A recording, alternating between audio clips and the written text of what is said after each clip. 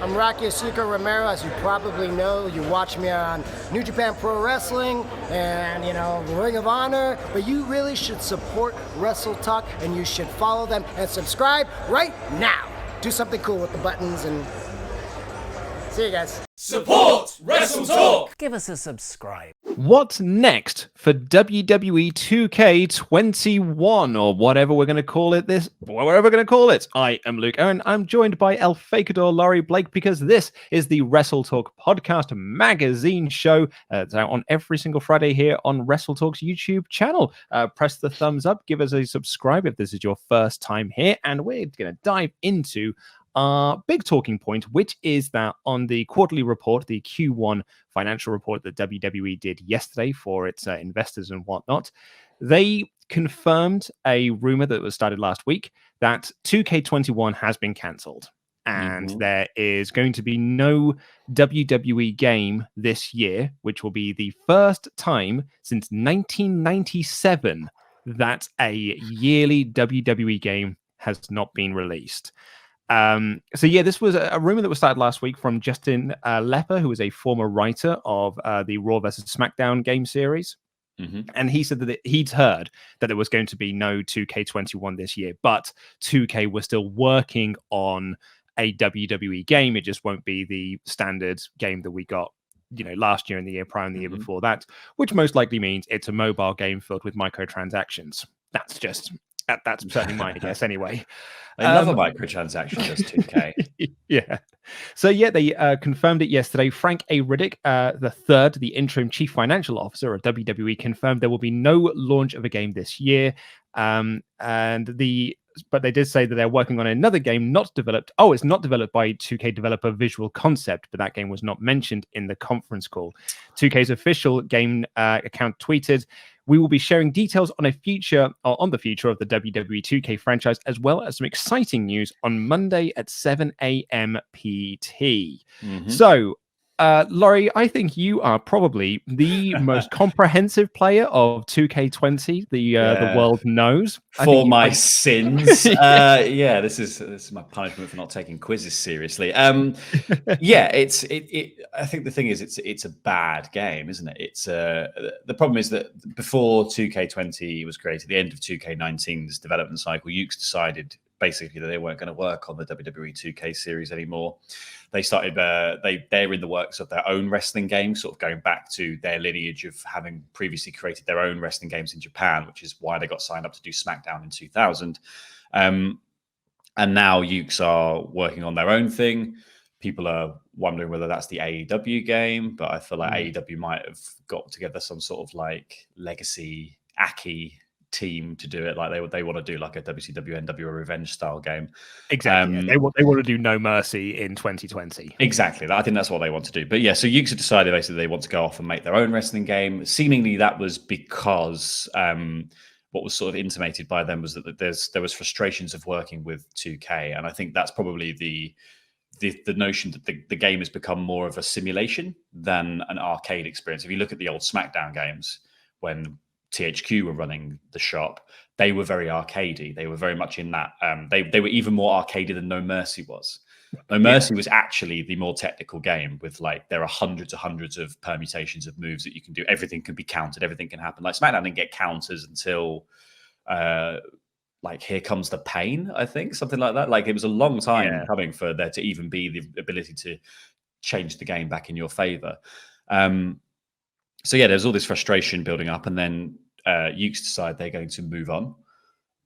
Development is handed over to Visual Concepts, who are an internal 2K team. Ukes said they will stay on board for engine queries. So I think this is the main reason why that game was so bad, right? Because the big criticism of the WWE 2K games is that they were being made on an engine that was vastly out of date. This was being made on the same engine that 2K13 was being made on. Wow. Which is when 2K bought the WWE license. That's when THQ went bust. They got that license at a massively reduced price, and churned out a game as quickly as they could. And that is the foundation that these games have been built on ever since. And obviously, if you're the main developer of a series like Ukes was, you're going to keep working at that engine and tinkering with it. But it's not the same as if you just have a new engine that you've built from scratch to do a job that you know you're going to do. What they did was put together an engine to make a game run, and they've slowly bolted bits on and changed bits of code.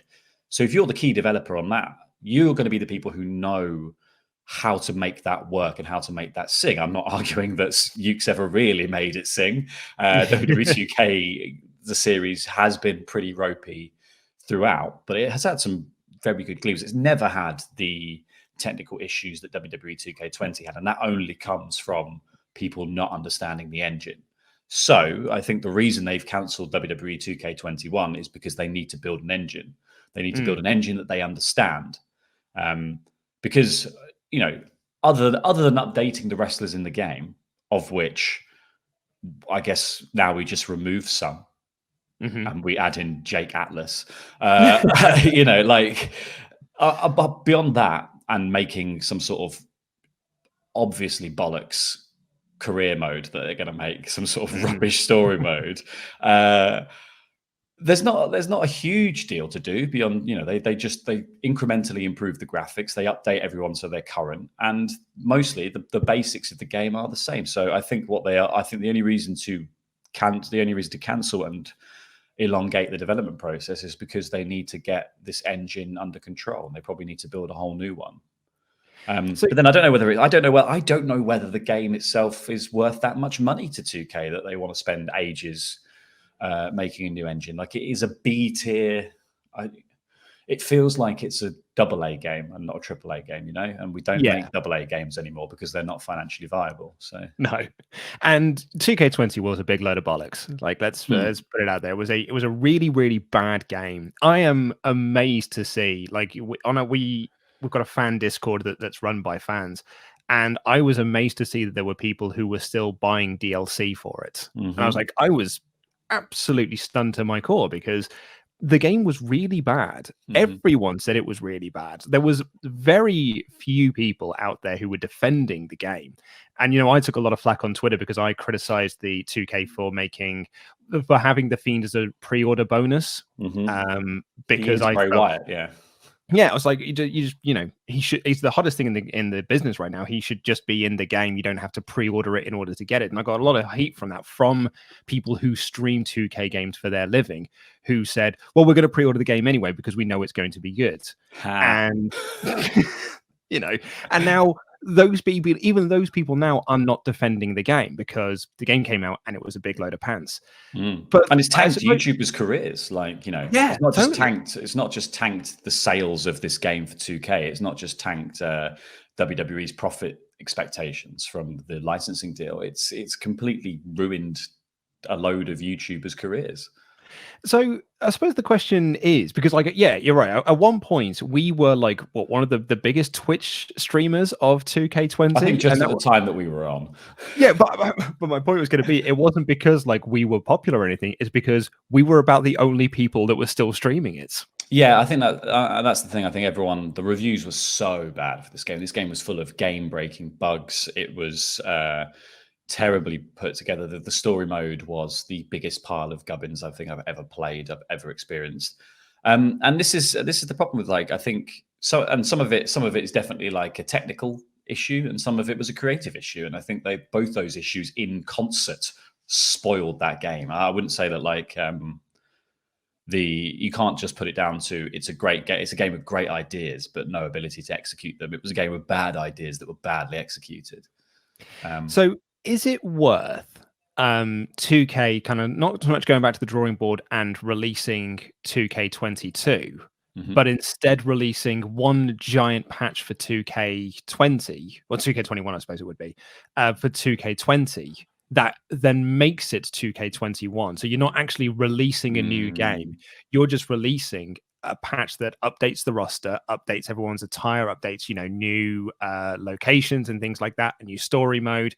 And so the people that have bought 2K20 just have to pay, you know, whatever it is, DLC amount to get 2K21, and it just essentially updates the file you've already got. Well, this is your altruistic answer to that problem, isn't it? I guess this is the argument that people have been making about sports games for ages. If all you're adding to a sports game is you're updating the rosters on teams and you're fixing the standings so they reflect the world as it is, like FIFA does that on like a near weekly basis. I think it constantly changes who's like, there is a live version of FIFA that's tracking real football. And WWE should do the same. But then the argument to be made is, why sell the next year's FIFA? Why sell the next year's 2K game? Why not just make it a patch? And it's like, well, because it's money, isn't it? Like, it's not. We're never going to get the you buy this one FIFA and that is FIFA forever, and they just continue to update it as time goes on. I just don't think that's good business practice for people. I mean, like when you take 2K into account, who have hidden the ability to have your player character even be good behind paywalls before. They've hidden the ability to like access half the game behind a paywall. I just don't think you're going to get this ideal situation in which you get this, one game that they update kind of for a reasonable amount of money. And I guess that's the other thing about the 2K series, is their business practices with the previous games were so mercenary that they had no goodwill going into 2K20, really. Like they had to have these YouTubers who made their living, like people whose jobs relied on this game being good. They were the only people coming out and being like, wow, I'm really rooting for this game. Everyone else was like, I want to see this fail. Because do you know what? Like, we've all been, like, I don't know about anyone listening or watching. It's like, I think I've been burned personally by buying a WWE 2K game when I was just not having to do it for work, and it was just as a fan, and I just wanted to play some wrestling game, and I wanted to do the thing that everyone does in 2K games, which is create a wrestler and do a career, and like have that be sort of reflective of the kind of career modes that you used to get, which were they had a sort of loose story that drove you through the plot, but mostly it was you going after whatever championship you wanted to go after, stuff like that. The 2K ones became so prescribed and such a ladder of like, well, you have to do this. And the one I wanted to do, I was watching NXT at the time, so I just wanted to be the NXT champion. And the game literally lets you get the NXT championship and then immediately forces you to lose it so that you can go to Raw and SmackDown. It's like, but I want to be on NXT. Like, why can't that be a choice? Why can't we just go back to the days of like the career mode from SmackDown, where it was just, you just do week-to-week TV and then do a pay-per-view. And then when you win the championship, you just defend that on pay-per-views. Yeah, and like the No Mercy one. And there's just a loose story in between where it's like people come up to you backstage and that starts feuds and stuff like that. I don't think it doesn't need to be that complex. I think most people would be perfectly happy to just sort of go through the motions of being a wrestler. They don't need it to be like, you're invading from this small upstart wrestling promotion into NXT, and then you progress through NXT and you win the Universal Championship on your first day by a roll up, and then you get chased by some other, like in the current one where you're just this goon, like the worst human possible. They made your character, and so every single moment in the game, which is meant to be like the high point of your career as a fan, where you win the Universal title or you go into the Hall of Fame, every single moment is played as a joke. So you, the player, is made to feel like an idiot and a joke every point by this game. These are all creative decisions that they kept making with these things that are so dumb. So I'm hoping if they're having 2 years off and they get to think about it and make their own engine and come back to it, I'm hoping they actually start to take the criticism on board and they listen to the wider community of people talking about the game. Because I think the thing with wrestling games as well is that they're very hard to review. And I think reviewers haven't done a particularly great job of understanding the intricacies of what wrestling fans expect from wrestling games. Like I tried to read reviews of 2K19, 2K20, and beyond saying that it was, 2K20 was technically bereft. No one was looking at the career mode. No one was talking about no one was actually really saying like, this is the experience of playing the story. This is the experience of being a wrestler. This is the experience of making your character. All this stuff is locked behind loot boxes, by the way. That's the information that I wanted. What they were talking about was like, I did a match as AJ Styles. And that's very much like your basic review event style stuff. That's like, here we are showing off the best bit of the game. We've spent ages making AJ Styles' entrance because he's brand new to WWE in whatever year it was they were doing the game. We spent ages doing the cover art stars. So Becky Lynch has a great entrance in WWE 2K20. Let's not show you Dana Brooke. Yeah. Awful goblin Dana Brooke that we've made, but we will show you Becky Lynch. And so that's what I think all of the reviews come out of, that idea of like non-wrestling fans who are games journalists being given, or like not massive wrestling fans who are games journalists being given this game to play and going, well, these are the top guys and these are the people I've probably heard of in the outside sphere, so I'll play as those. And if you play only as the people who have had the most time lavished on them, the game's actually quite good. But it would be the same as if Street Fighter was only Ryu and then a load of child's drawings.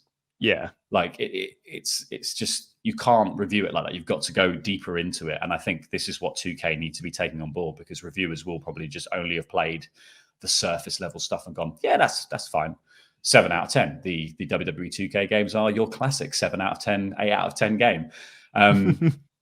But yeah, I think they need to listen to the fans and go like, this is what we actually want from these games. And this is the reason why Justin Lepa has had such sway in terms of these stories about this game, is because not only because he was he's got insight with the development team, but because he wrote one of the best story modes that WWE games have ever had. So people are like, you were part of the development team of something that everyone really enjoyed. So that gives him cachet to say these things, right? Yeah, totally. And like, so, 2K have said that they're going to be making an announcement on Monday regarding the future of the sort of WWE game franchise. And as I said, like, my prediction on that is most likely it's going to be a mobile game. And when you look at sort of the current landscape of mobile games, you might ask, well, pourquoi? Why would you release a mobile game in such a sort of crowded market as it already is? And my wager to that would be the same reason that EA have never made another Simpsons game. EA have never made a proper Simpsons game since, the sort of the classics of Hit and Run and things like that, because they don't need to, because they've got Simpsons Tapped Out. And Simpsons Tapped Out makes them a bucket load of money every single month. So if you're 2K, and we've talked kind of extensively on this about how they bloody love a loot box and they like hiding things behind loot boxes. Well, go to the mobile market, because on the mobile market, people don't tend to mind loot boxes. They don't mind spending those microtransactions to get extra gubbins. So you may as well release a mobile game. Just release that one mobile game and make an absolute crap load of money on that. And it doesn't even have to be good. Because like Simpsons Tapped Out it's a coloring book. Like, it's not a game. It's a time-wasting coloring book. But yet people just spend an absolute ton of money on it. I think mobile games is definitely a sphere they're going to be looking into. I wonder whether they're going to do something like an arcade style game in which you can have a limited roster of characters, use faces like The Rock and Hogan and people like that to sell the game, like WWE All Stars was. I don't know if you remember that game. It's on Xbox and stuff. The really chunky aesthetic one. Yeah. With the big massive moves in it. Yeah, exactly. I wonder if something like that could be in the works as like a stopgap style game, or whether it's something just pick one person and it's their story. Like if they just did the Daniel Bryan career mode from 2K20 with one other person as a standalone game, that might be okay. I just think, you aren't going to get the full-fledged bells and whistles version of 2K, and that's the thing I don't understand. Like, you could just fix the technical stuff and then remove all the locks on the fun, and then that would be a good game. It's not hard. No, it's not. It's not hard at all. The logic behind it's not hard. I'm sure the making of it is incredibly hard. That's why I'm not a game developer. But so I think we could probably presume that they'll be back for 2K22. Unless, of course, this sort of like, fantasy book mobile game that we've come up with at the top of our heads is a huge financial success for them. We can probably presume they'll be back for 2K22. For me, I'd really like to see them go back to that more arcadey style as opposed to the simulation style.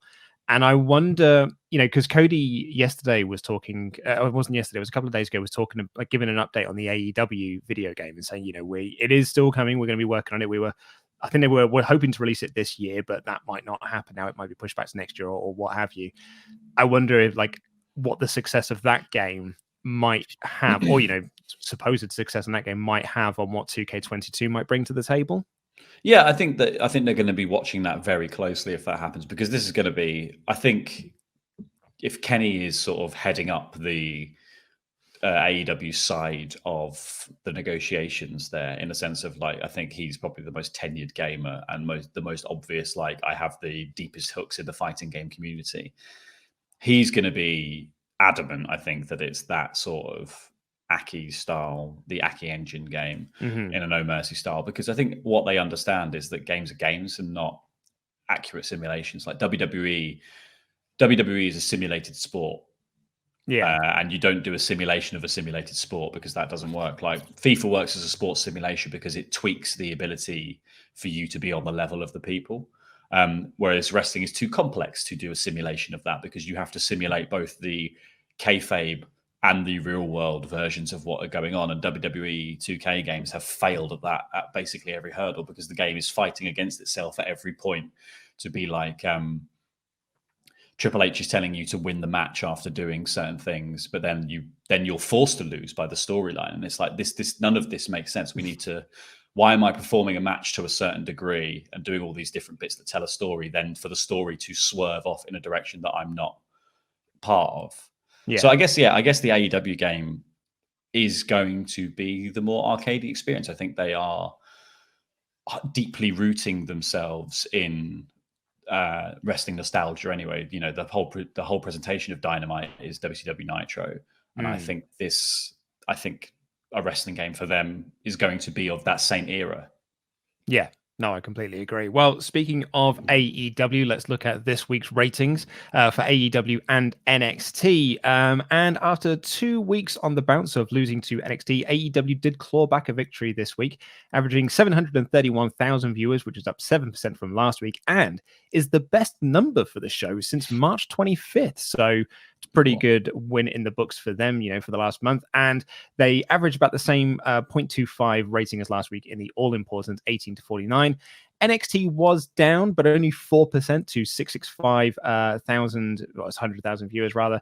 But crucially for NXT, they were up 6% in the all-important demo to get a 0.18 rating, which is a great result for NXT, because the one thing that they've always had, or, sort of the one, it's not criticism is the wrong word, but I think what's been a bit of a laughing stock, not a laughing stock, because that seems a bit harsh. But one of the things that people have always made fun at is that they have done very well in the over 50 rating, but have never done very well in actually creating a new audience or bringing a younger audience in. But, this week was a really good week for them. Shame this is the week that everyone tuned in. I actually haven't seen this week's NXT. It was a weird week of NXT in which a lot of just odd stuff happened. There was a really odd promo from Johnny Gargano and Candice LeRae. There was the main event finish was an absolute cluster F. It was someone who wasn't in the match tagged into the match and did a hot tag spot. It was just a bit all over the place. And I think the other thing is that,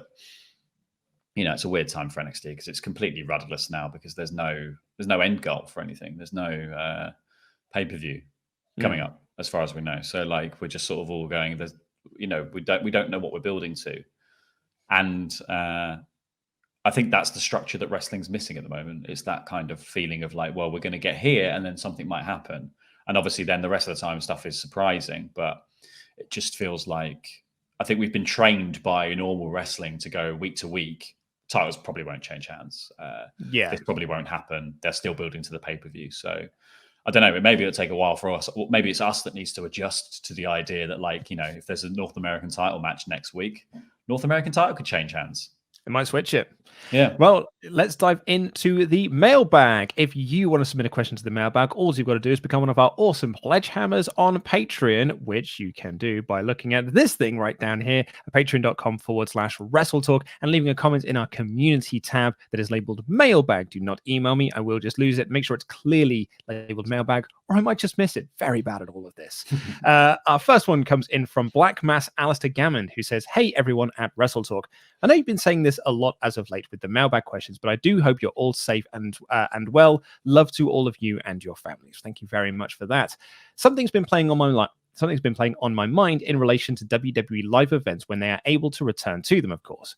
Could any of you see WWE and maybe AEW to a much lesser extent, because due to the most part they're already doing it, looking to use smaller arenas instead of larger ones, such as the Garden in Boston or the Barclays Center in Brooklyn, or any of the NHL, NBA arenas for Raw and SmackDown, and looking at smaller college or university arenas in the 7,000 to 10,000 range, smaller arenas, higher capacity, greater noise. Also, what was the best thing before sliced bread?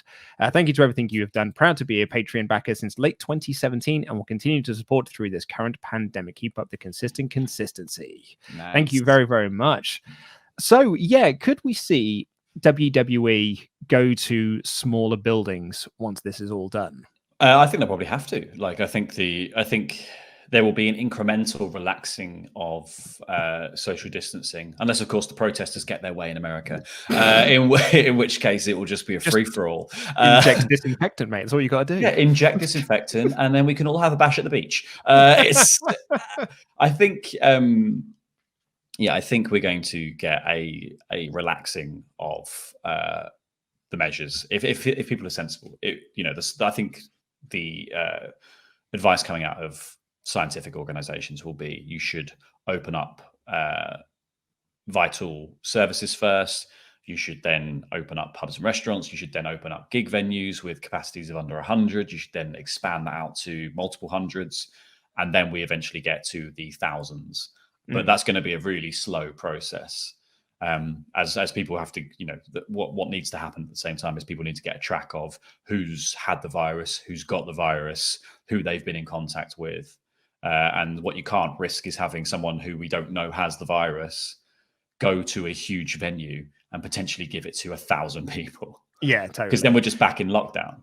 Yeah. So exactly. yeah, I guess I think WWE, not even just from the point of view of like it being acoustically better and filling out an arena is easier at smaller numbers, because there's also probably going to be plenty of people who are going to wait until the last moment to go back out into certain environments as well, because I think that's probably just sensible.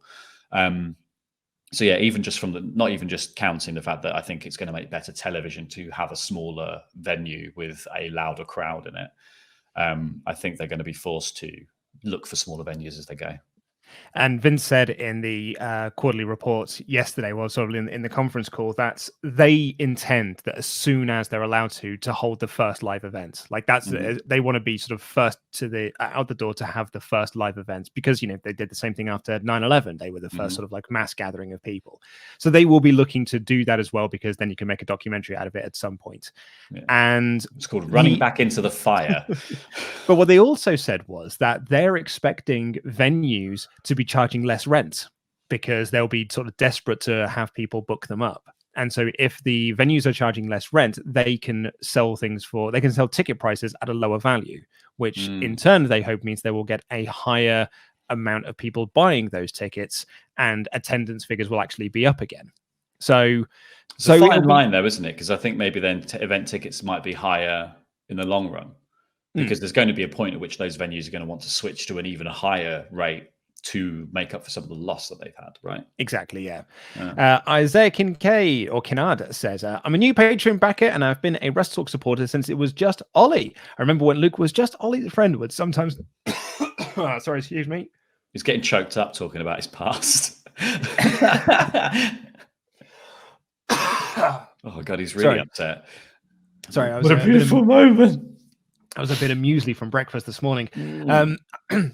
I remember when Luke was just Ollie's friend that would sometimes come on. Anyways, quick question. What do you want wrestling to look like in 5 years? Really looking for your thoughts on WWE, NXT, and AEW. For reference, only 50% of the guys that wrestled at WrestleMania 31 are still in the company today. That's quite the stats.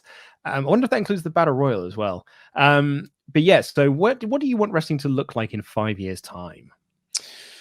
I don't know. 5 years' time, I guess in 5 years' time, I think like all fans, I would just like to see the people that I liked getting the kudos that I think they deserve.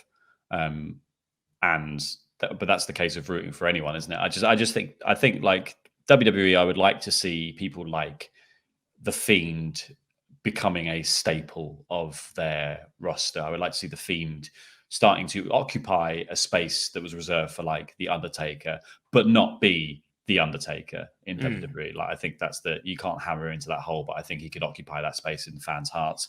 I think you want to see people like Daniel Bryan perennially being in that title picture. I think you want to see people like Adam Cole on the up and up. Like, I want to see a world in which it's not just Brock Lesnar's got a really big contract and he's going to come in for big title matches. Yeah. I want to see it be like, here's a roster who are going to be there week in, week out. This is, it's why Brock got his shot in the first place. This is Brock. They needed someone to be there because a load of other people were leaving. So they needed someone who was going to be the champion. And this is why Brock left, because he decided that the work rate wasn't good for him. So he went. But then to bring him back sort of intermittently, I think has ruined the experience of those top 2 championships, because people just don't think they're there to be defended. Yeah, I certainly sort of I would like to see AEW still around. That is, aside from to echo your statements of just seeing the guys that I like, the guys and girls that I like doing well. I'd like to see not AEW just doing well and still around, but thriving. Having got a good TV deal, a secondary TV deal, and just what I don't want. What I would kind of suck to see is that AEW is still around, but it's like a shell of what they used to be. So it's like, they're only running in front of 100 or 200 people. Like that would be quite a sad sort of end to the tale. So I'd like to see them still doing as well as they are now, if not better. I think that would be a really good thing. Well, again, competition is healthy. Oh, we didn't answer the sliced bread question, Luke. Oh yeah, that's right. Sorry, you're absolutely right. What was better than? What was the best thing before? I suppose it would have been. I mean, bread is great, right? Well, stages of bread, right? So there's bread. You get bread, and bread, you're like, whoa, bread's amazing. But then to eat bread, you have to rip the bread. So ripped bread is the. And then you thought, we could probably do this nicer. Yeah. And that's when you invent sliced bread. Well, surely there's a step between that. Is you cut bread. So you cut bread into slices. But it's not technically sliced bread, because sliced bread is then it comes already sliced for you. So you're sort of removing one step. So you're right, it's bread, so then ripped bread, cut up bread, sliced bread. Cool. I'm glad we got to the bottom of that. The biker Gina Sexton says, hello, WrestleTalk. Not really a question, but I just wanted to say I've finally become a pledge hammer. I wanted to say thank you for all the work you do, especially in these dark times. Keep safe. Also, on a side note, an indie UK promotion called New Force Wrestling, based in West London, who I wrestle for, is bringing out a mobile card trading game, which I am a playable character in, and I'm really excited. That's awesome. It's good to have something to be happy about. Being stuck at home all day long is boring and frustrating. Stay safe, everyone. That's awesome. Congratulations. I'll have to look into that. It is boring and frustrating as well, though. Yeah. Oh, man. It's so depressing talking to Ollie Davis around these sorts of things, because he's getting very bored of all of this now. Yeah. He's getting very bored of his 4 walls. I keep being like, it's like being under house arrest, but I also have to go to work. It's like the weekend is meaningless. It's just another day. I'm just like, I'm not excited to get to the end of today and be like, wow, Saturday and Sunday. I know. Wait. Yeah, particularly because I'm now doing work on Saturdays as well, and a little bit on Sundays. It just means that every day is a work day now. Flame Inc. Live. Are we going to have predictions and Wrestle League happening? Yes, we are. We're certainly going to be doing predictions for Money in the Bank. And, because it'll be from now until SummerSlam. That's the next season. So we will still be doing our Wrestle League predictions. Secondly, if you could bring back 3 wrestlers from the dead in their prime, no wrestlers here, for another run in WWE, who would it be? Do not say Eddie, because that's the easy answer. Well, that's the one I want, Eddie. But it would be Eddie. Give this one a good long think. I would bring back Ashley Mazzaro, Randy Savage, and Roddy Piper. Well, Roddy Piper is a great shout. Roddy is a great shout. Yeah. But Eddie's my answer. Eddie's always going to be my answer. Eddie's too good. He was just amazing. Yeah. Take him. Can I just have Eddie? Can I have Eddie 3 times? Oh yeah, we have got 3 amigos as a tag team. So I'm definitely picking Eddie. Yeah. Yeah, possibly Piper, because Piper was such a good talker and such a great character. China. Oh, China's a great shout. Yeah, proper like in her prime China. That's a really, really good shout. She would like just add something to the women's division. I think completely. She would occupy, like, she would she would immediately push Nia Jax out. Yeah. Not to be horrible to Nia Jax, but I just think she would in WWE's head just be like, no, that's the monster. That's the character we're going to use for that now. Like, well, let's also give a shout out to Flaming Live, because he says, please keep up the good work in all of this and keep healthy. I tried to keep myself, but high risk with asthma plus essential worker doesn't help at all in this time in life. So all the goodwill to you, my friend. yeah, stay Matt safe, Field. Matt Field, hello, Luke, Ollie, and the WrestleTalk team. It was so sad hearing about the passing of Howard Finkel. I myself am only 24 years old, and I've only ever watched his legendary announcing career through the way of classic programming on the network, but still think he is simply the best to ever do it. My question is, what is your single greatest memory of the Fink? For me, it was Survivor Series 2011 when announcing CM Punk, where it seemed to take forever to get his words out, and CM Punk came out and took the piss. Thank you for your hard work and consistency, Matt Field. Now, when Fink passed, a lot of people showed that clip again. When Fink came out, it was a CM Punk request that he wanted Fink to come out to announce him to the ring. And, particularly because then we can get the and no, get the full sort of Fink experience. But I don't like watching that clip because it is really undermined by Vince McMahon telling the commentators to laugh at Fink. And it's a horrible, horrible clip to listen to, because it's Fink getting genuinely emotional and really like showing genuine emotion for this great honor that he's been bestowed upon. And it is completely undermined by Michael Cole acting like a knobhead, giggling on commentary because he took a little while to get his words out because he was trying to overcome the emotions.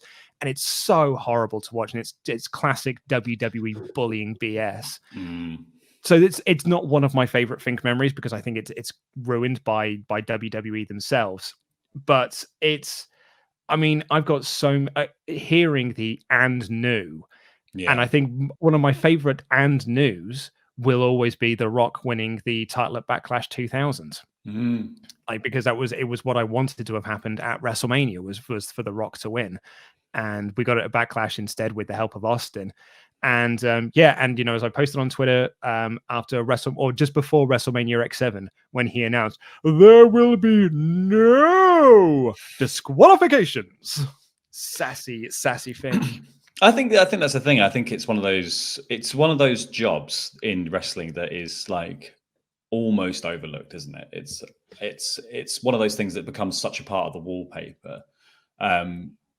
And then to have been the guy to put up the wallpaper, I think that's the really important thing that Fink did. I think that's the key there, is that he, so much of my memory of hearing it is just in his voice.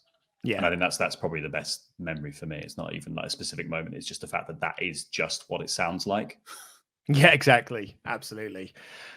Liana Perry said, hey lads, hope you're all safe in London. I love watching old crowd pops and big returns every now and again when the wrestling bug hits strong. It's amazing to rewatch wrestlers' debut or big wins and see how amazingly over they were. For example, Dolph cashing in Money in the Bank, Revival, or Nakamura's debut, etc. It's so sad to see how over they were or how little reaction they draw now, especially as there's no crowd. My question is, out of everyone on the roster, do you wish was still as over as they were when they debuted or won a championship? From Liana, you say it how you want to say you say it how you would say the car, the Suzuki, Liana. Yes, my mum named me after a car from Oxfordshire. So I'm going to assume, I don't know how to say a Suzuki Liana because I've got a Suzuki Swift, Minoru Suzuki Swift. So I'm going to say Liana. I don't know. I can't see how it's spelled. No, Liana. Liana. Yeah, we'll go with that. You kind of have my answer in your question there, which is Shinsuke Nakamura. I miss NXT debut against Sami Zayn, Shinsuke Nakamura, when he still cared. Yeah, I miss that Nakamura. What, before WWE drummed it out of him? Yeah, I guess like there's so many people that just have that. If you don't, and it's weird because Shinsuke's still got the big entrance. He's still got the great song. He's still, there's so much about him that's still got that mystique to him. He's still clearly like a performer on a different level to a lot of people. With just like he's got a whole way of holding himself and carrying himself. And yeah, it's a shame that something that WWE chose to do could just ruin people's feelings of that. I feel like Sami Zayn is another one that I would like to see, like on that flip side of things, like to see NXT Sami Zayn, or even when he first came up to the main roster Sami Zayn, like before all the injuries, before all that stuff, like when people were really rooting for him as an underdog, and like to get all the way down the line, it's only now that he's winning his first championship. Just baffles me completely. It's just what a waste of talent, clearly. Absolutely. Rusev is another one. Like, go back to like WrestleMania, Rusev coming out in the tank. Gotta miss that, Rusev. Rusev Day, the height of Rusev Day as well. Yeah, absolutely. And the other one actually that sprung to mind was Finn Balor. And Balor's doing great stuff down in now. He's gone back to NXT, but I do miss that babyface Balor that was in NXT. Like, I think you were there for Takeover London, because I know, and it like being part of that crowd there to do the big entrance and everything for the match was just, it was amazing. Like me and my buddy were there in our Balor Club t-shirts, absolutely like just in such adoration of Balor. So I do miss that Balor in some sense. Also, I miss the Finn Balor that was first draft pick on Raw and was the first Universal Champion. Like I miss all of that. That was the point where everyone was like, he's the next big thing, and obviously that's a unfortunate circumstance with him. But they should have, the refresh that he's had in NXT is something that they probably should have thought of on Raw or SmackDown at some point. It's got like, let's just do this because it completely revamps the character. Dylan from Cork, good lad, this one. Favorite time of the week again, listening to of my favorite bunch of wrestling pals. I mentioned in a previous mailbag back in February that I'd started training with my local indie promotion, Phoenix Wrestling in beautiful Cork Island. Subscribe to our streaming service over at pivotshare.com. Shameless plug. I've now started developing my character. As we all know, a theme song is a critical part to a wrestling character, and it got me wondering, if you were a wrestler, what song would you use as your entrance music? I'm a big fan of the metal band Norma Jean and think their song Deathbed Atheist and Memphis Will Be Laid to Waste would be fantastic songs to make an entrance. On a side note, thank you to all of the WrestleTalk Parts Fun known teams for the fantastic entertainment you provide during these tough times. I know we've never met, but you are genuinely some of my best friends, and I hope to be able to cross paths with you in the future. I up my pledge to $25 this month to show my small part appreciation for you guys. Well, thank you so much, then. You're a top dude. I hope we do cross paths again. It's been a long time listener and emailer. So yeah, if you could have a song to be your entrance theme. Call me out, Paul Simon. There it is. You have a whole crowd going da da da da da da da. That's what I'd do. Yeah, that's such a great shout. I like wrestlers who have. There's thousands and thousands of wrestlers with metal themes, and I think the ones that always stick out in my head is Grado coming out to Like a Prayer. Like I just think there's something in that. There's something in Jimmy Jacobs coming out to whatever that song is about horses that he comes out to. I can't remember the name of it, but I think there's a lot in those, like, it doesn't quite fit a traditional wrestling pop, basically. Yeah, totally. Which is why, my answer was going to be Heaven is a Place on Earth by Belinda Carlisle. Yes. Because that is like, you can have the big dum dum, oh baby, do you know what that's what? And have the crowd sing along that, because when you sort of mentioned Paul Simon, Grado was the first thing that came to mind. Mm-hmm. Like when I used to do backyard wrestling in my sort of teenage years, very, very poorly, I hasten to add. I was all about like the metal music and coming out to what sounded cool and sound like, I'm going to come out to Faith No More because they're my favorite band. But actually, sort of in my 30s, I'm like, no, I want a fun song to be an entrance theme. Yeah, exactly. Another good one is Chesney Hawkes, I'm the One and Only. That's great. That'd be a great entrance theme, because you got that big burst through the curtain. I am the one and only. Irakli, hello everyone at WrestleTalk. Hope you're doing well. What do you think is the most overrated match? Overrated, like as in like just one match or like a gimmick? Or I think what Irakli means is like a match that is incredibly praised, but when you watched it, you're like, nah, didn't really work for me. My answer is it's Bret Shawn from WrestleMania, the 60-minute Iron Man match. I think it's quite frankly a bit boring. It's really not for me. What haven't I enjoyed? I don't like my memory's only just saying recent things, but I don't know. I don't think anything's been like. I don't feel like anything's been massively overrated. I think people have always like things that I have enjoyed have either been widely enjoyed or the criticisms I feel have been leveled at them fairly. Take the Randy Orton Edge match from WrestleMania 36 that is just at the top of my head at the moment. Like that, I think has all the fair criticism leveled at it of being far too long and fairly boring, but had a lot of emotion in there, and there was some really good bits, and the end was really great. But I think that's the thing about wrestling. It's like there's so many bits that ebb and flow. So I don't really know what's been highly praised that I was like, meh. Do you know what I like about Heracli as well? Is that's it. It's just it's a question that has got seven words. Short and sweet. I like you, Heracli. I like that a lot. Wilson Simon says, hello, lads. Hope everything is all right. I know we can't all wait for the Steve Corino thing to be over. Speaking of Steve Corino, I'm sure you're all very excited to be first show back with fans. It's if someone gave you a mic and wanted you, someone to give you a magic wand and you could book the first show back and anything you wanted and any matches you wanted with any guys in any company, what would you book and why? Personally, no matter what show it is, I'm starting with Biggie going, insert town. Biggie and Kofi come out and step aside for Xavier Woods' return. New Day cut a promo and then 24/7 title shenanigans. Xavier super kicks the Gronk for your new 24/7 champion, Xavier Woods. It's just a start, but I hope you're doing well and staying safe. Very, very strange times we are in. Can't thank you all enough for reading this. Happy birthday, Chopper. I liked everything you had there until it involved the 24/7 title because Xavier Woods is far too good for that stupid dumb title. I think Xavier Woods would make that title. If you gave it to Xavier Woods and you said, just do what you want with it and like incorporate into up, down, down and all of that stuff, I think that title would suddenly make sense again. It would go back to like the first week of it where actually sort of people were like, oh, okay, I kind of get this. And then it was just the roll-up belt. Like the point of it was, I feel like the pitch was it was meant to be the hardcore title, right? And then it's just I've cheap shotted you in the middle of an interview and rolled you up. Like it should be... it should be more. I guess it should be more kind of like the Proteus title in Progress. Where it's a bit more like whoever holds it sort of is the one to sort of dictates the way it's defended. So if someone is like quite violent holding a 24/7 belt, they should be defending it quite viciously. But instead, everyone's just defending it the same way, which is they're not. They're just getting snuck up on.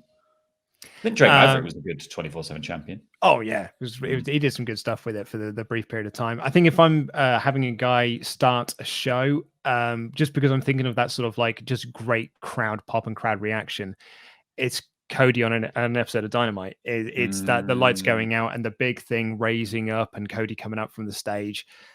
I think because he's got such a great sort of love from the AEW fan base, I think it would just be an absolutely monster pop for him. Or, even Jericho with people singing along with Judas. I think it's going to be a really fun way to open up a show and sort of like just welcome back, this sort of everyone is here to enjoy themselves again. Main event, I want Drew McIntyre, WWE champion, to walk out and say, we're back for a main event, and I refuse to sit in the back and not defend my hard-fought WWE championship on this show. And Adam Cole's music hits. Oh. And we get the thing they teased in NXT and they never got to pay off on. Yeah, that's cool. That's very good. The Snapdragon King, Ryu Odonte. Hey, you guys. I just became a pledge hammer recently, and I'm enjoying the WrestleTalk extra content of you covering old pay-per-views. I work overnights during most of the week, so can't normally watch or catch your shows live on YouTube, but I do watch the catch-up parts and have that thumbs-up party. My question is sort of long, but I wondered about if recently, after going back and looking at the Hardy Boys in TNA, how would you feel about a match of The Fiend versus Willow the Wisp? Willow. I know Willow was sort of like a mysterious character like the Fiend. Honestly, I think they could have a really fun match. Your thoughts? I very much appreciate the question, Snapdragon King, but I effing hated the Willow character. Effing hated it with a passion. I hated that character. No, I don't want it. I don't like Jeff Hardy. I don't like Willow, especially Willow. I like Jeff. I've really gone off Jeff recently. No, I like Jeff. I like old Jeff. I don't like current Jeff. Yeah. Jeff from the last 10 years. Tom Delves, good day, lads. Hope all is well. With the talk of Sarah Logan being rehired, do you think she will be the one to stop Shayna winning at Money in the Bank? So before we do, there's not talk of Sarah Logan being rehired. So she was brought back. So our sources have confirmed. So Louis Dangor over on WrestleTalk interview, to go and subscribe to our another channel where he's doing some great interview stuff there. His sources have said that Sarah Logan was backstage at Raw this week. And I think that word got out that she was backstage, so they cancelled all the segments that she was going to be a part of. But she was mentioned like throughout the show. But according to what Meltzer wrote in The Observer this week, it's just because the 90-day non-compete effectively means that WWE are still paying these people. They're paying them for the next 90 days. And so if they're paying them, they want to use them. And so they brought Sarah in so that they could use her for a couple of angles. This is the same with Drake Maverick doing the NXT thing. As far as we know, there are no plans to rehire either of them. And there's a lot of there's a lot of talk for backstage of people wanting Sarah Logan to get rehired. And I think that, but I said this on, God, I can't remember what show this was on now. I think it might have been on Raw, or the Raw review I did with Ollie. If I'm Sarah Logan, I'm not going back, because being released, being the only female member of the Raw roster women's division that was released, tells you everything that you need to know about how they see you as a performer in the company. Yeah. And I think she should probably think more highly of herself than that, because she's a really great talent that deserves way better than being an enhancement talent. Well, they kept using her, so and they didn't always job her out. I don't know. I just think it's a shame, isn't it? So and I guess also that the fact that she's backstage, they want to use her. They might have cancelled a section she was going to be in, but she's also married to one of the Viking Raiders, so that's another reason to be there, isn't there? It's John Moxley's been inches from being on WWE TV recently. If Renee Young's been being interviewed, so it's anything goes now. So so I don't know about Sarah Logan. I also don't. I think just I can't see them putting her over Shayna Baszler either. Just out of nowhere. I mean, I say out of nowhere. Jinder won the title, so anything can happen. I suppose. But me and Pete discussed this on the NXT podcast yesterday. It's there's not really an upside to bringing back either Drake or Sarah Logan in this instance. I think they need to stick to what they've done. They shouldn't be using them. I don't think they should be making them be there, unless they want to be they desperately want to be there. But Drake Maverick, they're using this storyline of his tweet in NXT. And your options are he gets quite far in the tournament, ultimately loses, and then you've just sort of rubbed his face in it. Whether or not it's part of the story or not, you sort of just have manipulated everybody's real world emotions to try to tell a TV story. Or he wins it and stays in the company, in which case, why can't everyone else argue about staying in the company? Why can't Zack Ryder turn around and be like, hey, me and Kurt, 2 weeks ago, you put up a video of us unboxing some figures that you wanted us to do. So why are we any less valuable to you than Drake Maverick? Yeah, absolutely. Kevin, I have a question. In most of your reviews, you refer to Charlotte as a badly booked babyface. In my opinion, she turned heel during the road to WrestleMania.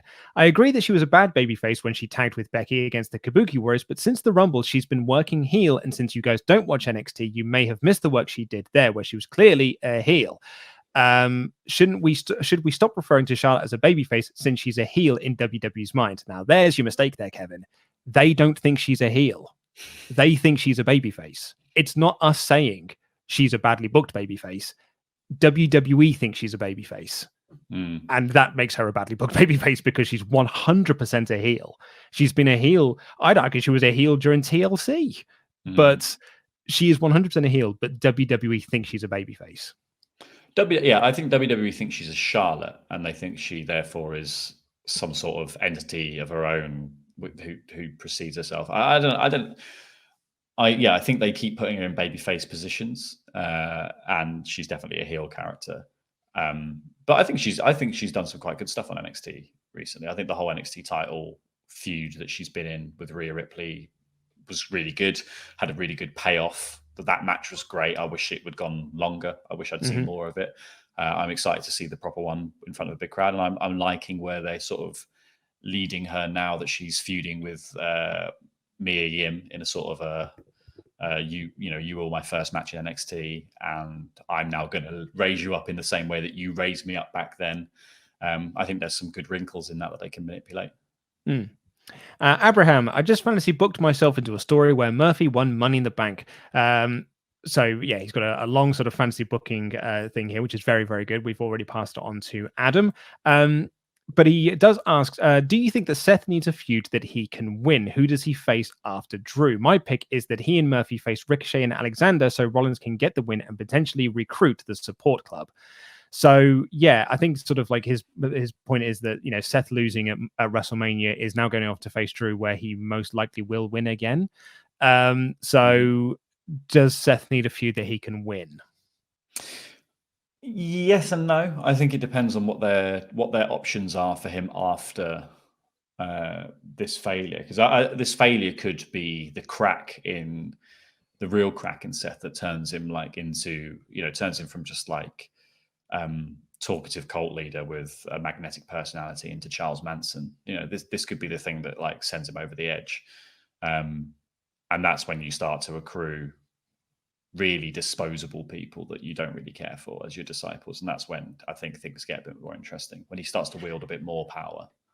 Yeah, we've had a lot on Raw Review podcast that we've done, where people saying, do you think they should hire X? Do you think they should hire Y? But I don't think that Seth's group needs more members at this point. Like I think they've got like the 3 members that they've got, or the 4 of them with Seth, works fine as it is. And like I don't think we just need to add more members to it for no reason whatsoever.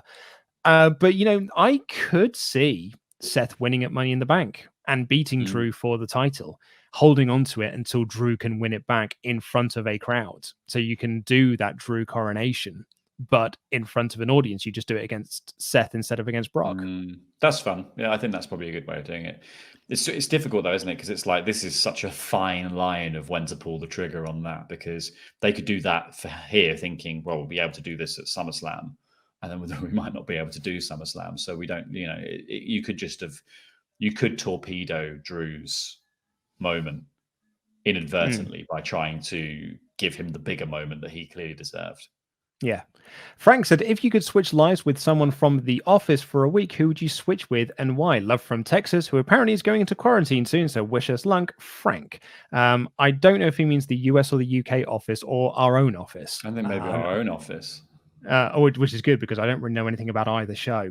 I don't really know who I'd want to switch out with for a week, because I quite like where I am. Yeah, I like my life. Yeah. Andy's, just to get a better understanding. Well, I was going to say Andy because he's on his own. Like he is. Like everyone else in the team in the office is quarantined with someone. I'm with my wife. You're with your lady partner. Ollie's with his. Pete's with his. Adam's with his. But Andy's not the quarantine with his lady partner. They are living separately at the moment because they don't live together. So I kind of would like to see what it's like to live on your own for a whole week. Like what? I could do anything I want. Exactly. Yeah. What does that entail? I haven't lived on my own for a week in many,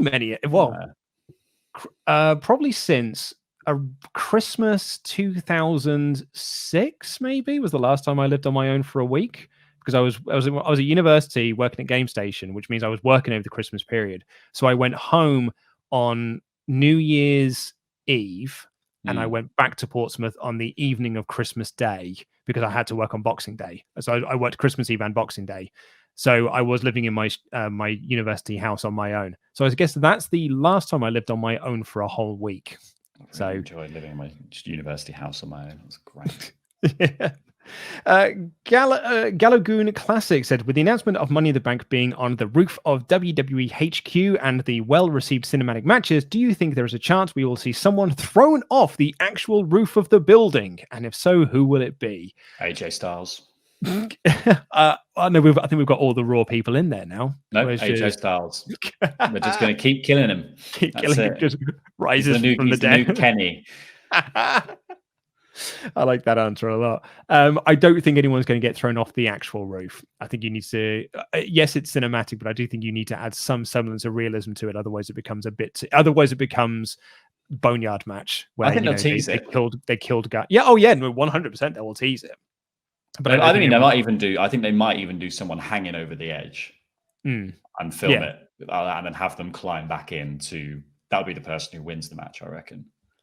Jobber JJ, hello Swaff Nation and the WrestleTalk incredible crew. I watched the Brawl for All Dark Side of the Ring episode, and Russo WWF excuse is I didn't know about concussions and CTE, despite WWF doing storylines about concussions. So my question is, how much information was there about concussions in the 90s and early 2000s? Have a safe day. So the NFL knew. That's been sort of quite well documented. There were a lot of doctors who were going out saying, like, look how dangerous this is. But also, like, you've only got to look at boxers throughout the years and how all of their brains slowly deteriorated from their sort of heavy blows to their heads to sort of know that it was a long-term dangerous thing. I think we didn't know anything about concussions is I think it's hindsight talking as opposed to like I don't think it's a real excuse. I think perhaps they knew, they just didn't think it was as serious as it really was. I think they didn't. I think what they're trying to use as a bit of a loophole is that the science didn't necessarily know exactly what happened to the brain under the duress of multiple concussions, which I think people do know now that it basically shrinks and that causes regression.